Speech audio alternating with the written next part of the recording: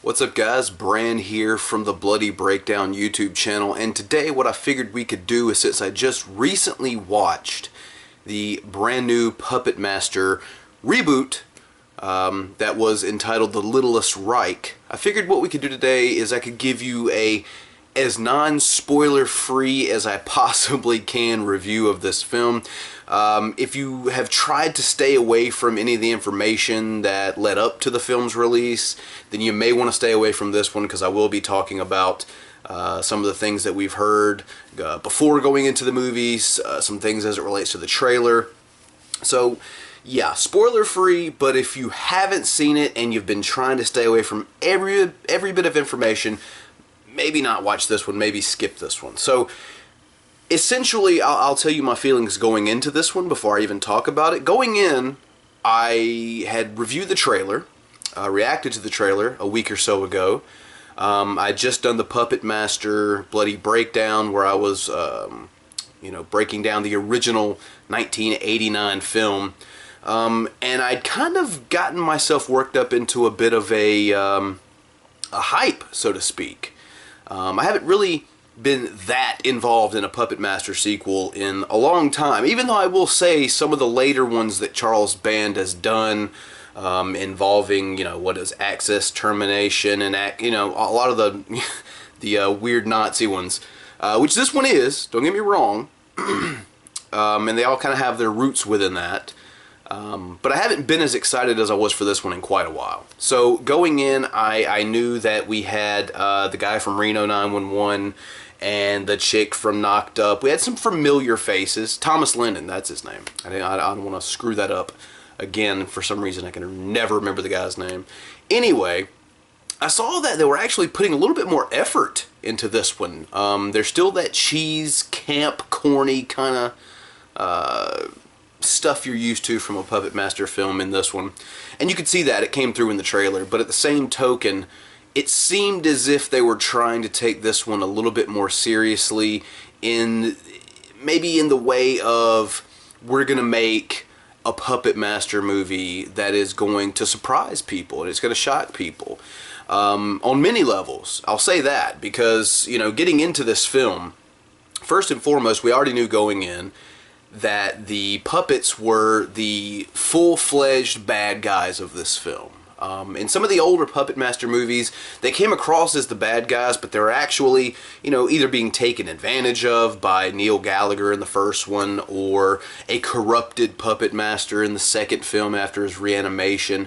But as we saw as the films would go on, and as we even see in those when they would attack the bad guys in the end, the puppets were always kind of the good guys. Even if they were being misused to do bad things, in most instances they were the good guys in some shape, way, form, or fashion.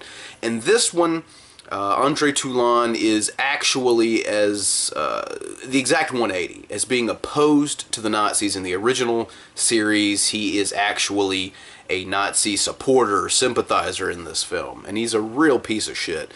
And so are these puppets. And this movie really wants to hit a home run, letting you know that the puppets are the bad guys in this one.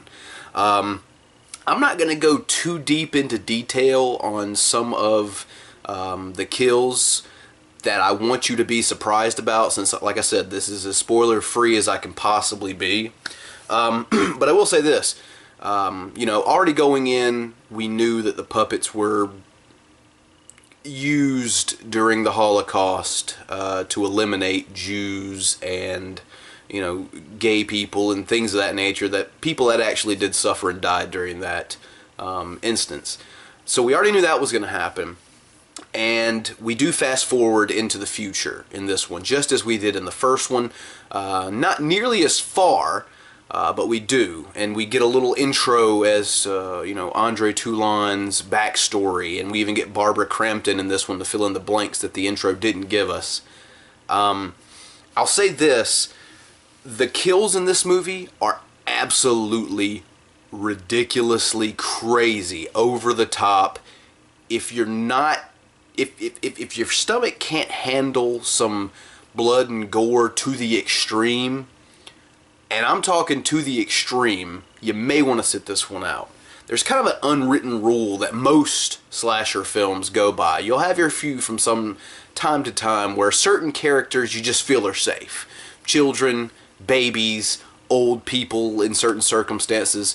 Throw all that out the window. Nobody is safe in this movie. Not one single solitary person. And like I said,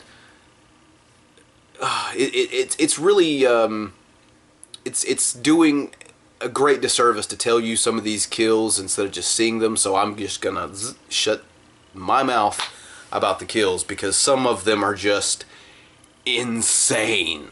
They kind of add some elements in the relationship between Toulon and his puppets and what he has to do to get them to kill, and he even has to suffer for these puppets to act on his whims. He seems to share some sort of a telepathic bond with them.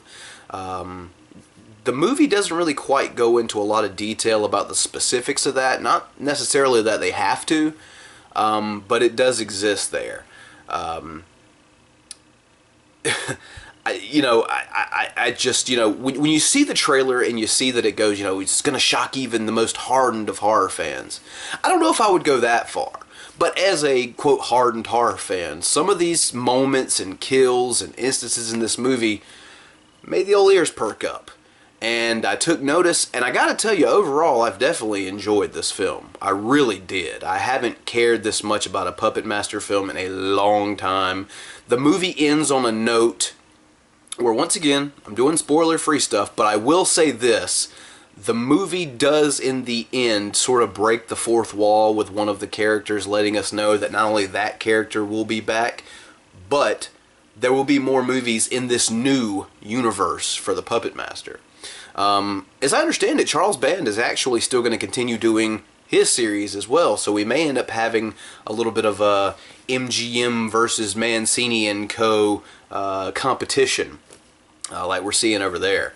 So I don't know, it seemed to be a little bit cozier over on the Puppet Master side of things, but I will say this, the remake or the reboot that is the Littlest Reich is definitely worth checking out. If you're not a fan of the Puppet Master movies, maybe you like the first couple, maybe you didn't like any, I would still suggest checking this movie out, because although it is very similar to what you've seen in past Puppet Master movies, I think that this one is being taken, I don't want to say more hard work was put into it, but I almost do want to say that. I think that Fangoria did a fantastic job producing this film. I think that there I go, I forget his name again, Thomas Lennon. I think he almost called him John Lennon. I think he did a really good job. I think the cast is excellent in this movie. It's funny, it's gory, it's scary, it's different, it's something new, and it's on right now, video on demand on Amazon and Vudu for like $6.99. So if you've got $7 and you want to check out a good horror flick, do not let any previous impressions you may have had of the Puppet Master franchise in the past keep you from watching this movie, because I tell you, if you're a horror fan, or if you're into the blood and guts or the comedy element in horror, you're gonna really like this movie. So yeah, other than I think saying that I enjoyed the cast, I think that may be the only thing I want to add to this that I may have not already said. It's a fantastic film, guys. Check it out. And that's really all I have to say about it that is spoiler free. So yeah, guys, like I said, you got $7 in your pocket, not quite sure how to spend your afternoon or your evening, Puppet Master: The Littlest Reich. I'd definitely check it out if I were you. So yeah, with that said, guys, I'd like to hear what you all thought of The Littlest Reich if you have seen it. If you haven't seen it, just comment down below if you have any questions or comments, and we'll be sure to get back with you. Also, while you're down there, guys, leave the video a like if you've enjoyed it. Subscribe and ring that notification bell if you haven't already done so. And check the description section where you'll find a couple of links to follow me on Instagram and Twitter, or support this channel on Patreon.